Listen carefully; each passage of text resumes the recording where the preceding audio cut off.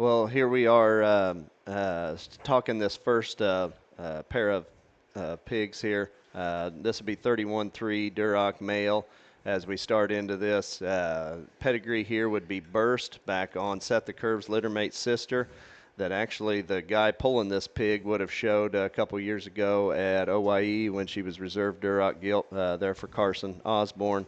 So Burst on Set the Curve's littermate sister. We'll see what Bryce has to say about that.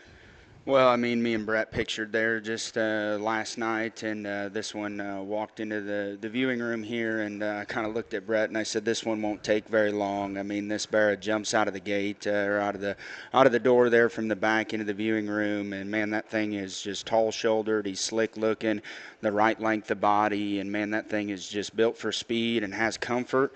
At the same time, I think that Barra is really good in his upper forerib and just really good in the base of his forerib. Very mechanical in terms of his rear leg. I think a very special one to start, and I don't know, Brett, if you could have started better in my opinion, because this one's at the top of my list. Yeah, I think a hug that can be a San Antonio barrow, and maybe even if he catches a gear, could be a Fort Worth or for a Georgia kind of a deal there. I think this one's got a lot of possibilities in terms of where his endpoint is.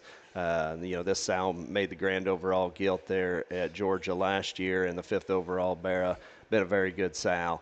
But this is honestly one of my favorite males to this point. If you could go ahead and grab the other one, Carson. So 32.9 here.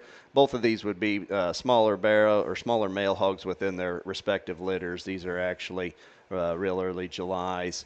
So 32.9 here would be a Burst as well.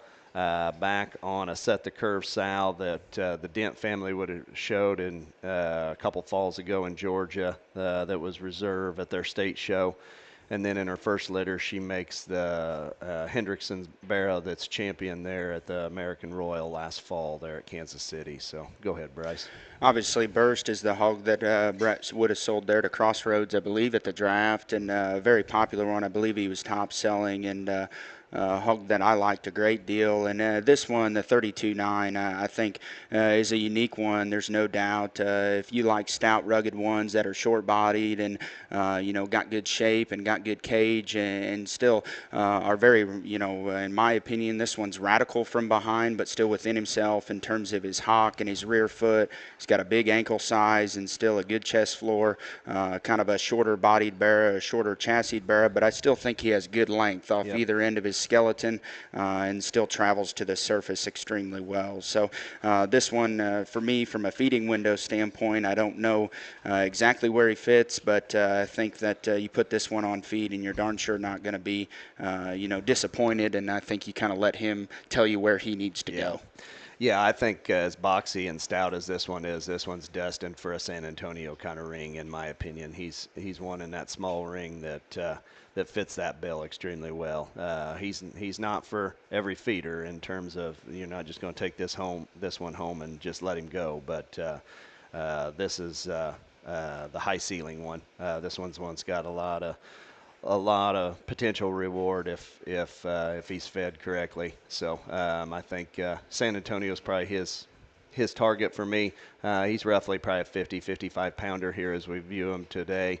But we'll move on to the next pin.